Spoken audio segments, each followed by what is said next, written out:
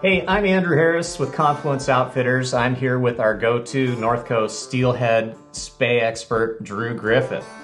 It's time for winter steelhead now. Our winter steelhead rivers are going to start, they're already fishing well, and they're going to fish well for the next few months. So we are going to talk a little bit about gear for spey casting for winter steelhead. And so Drew is going to guide us through the setups that he uses and explain all the moving parts. Yeah, that's right, Andrew. I just wanted to kind of go over some basic tackle stuff for everyone out there. And I think for the people out there that have been doing this a while, this is going to be information that you've probably heard once or twice before. But for all the folks out there that are just getting into it, we're going to go over a lot of your basic tackle requirements. So let's jump into it. All right, sounds good. Cool. So let's just start at the reel here. This is a reel from Sage. The kind of most important thing I would say is you have a reel that has a pretty high capacity for your backing, your running line, your head, and your tip and your leader. So that's the most important thing for a spey reel. You want something that's going to balance a longer rod. And from here we go to our running line. This is what I would recommend. What do you have there? This is Berkley Trilene Big Game, and this one comes in 40 pound. This is what I would use in the winter for my heavier spey setups. So you want to get a running line that's going to match to the head you're going to use on your reel, on your rod.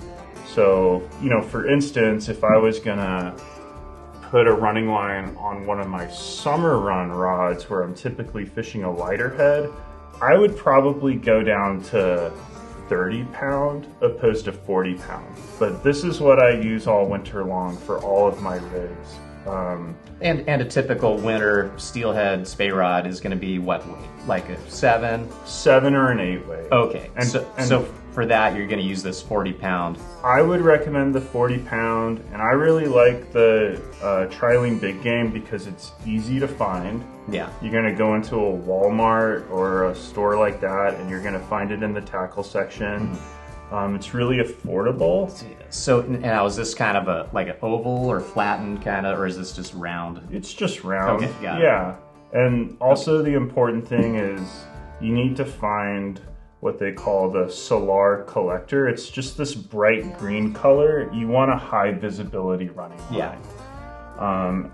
From there we have a couple different heads. So this is the line that you would put on your reel. We have a couple skagit heads, and then we have what Rio calls their scandi body. This is something I'm going to talk about in more detail. I really like this head for lighter weight winter fishing. And from there we have some different tips. Now the tips are what connects to the head.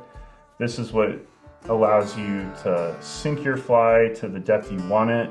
We're going to go over some of the different options for tips that we would put on our heads. So the body of your spey line, that's for casting. Tips are for achieving the depth you want to target. Right. Is that fair? Yeah. Okay. We'll talk about some of the different options, and then going from the tips here, we have some leader material. This is Maxima Ultra Green in 15 and 12 pound. Mm-hmm. This is tried and true stuff here. This is all I'll ever run in the winter when I'm setting up spey rigs. Again, really easy to find this stuff, and just really tough, good running or good monofilament leader material.